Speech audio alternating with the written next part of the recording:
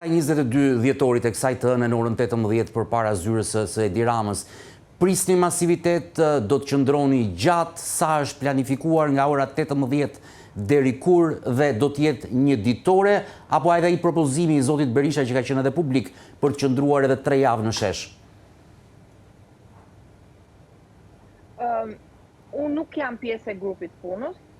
nuk di të them detaje, sepse është një grup qendror pune në Partinë Demokratike që ka kontakte me të gjithë faktorët,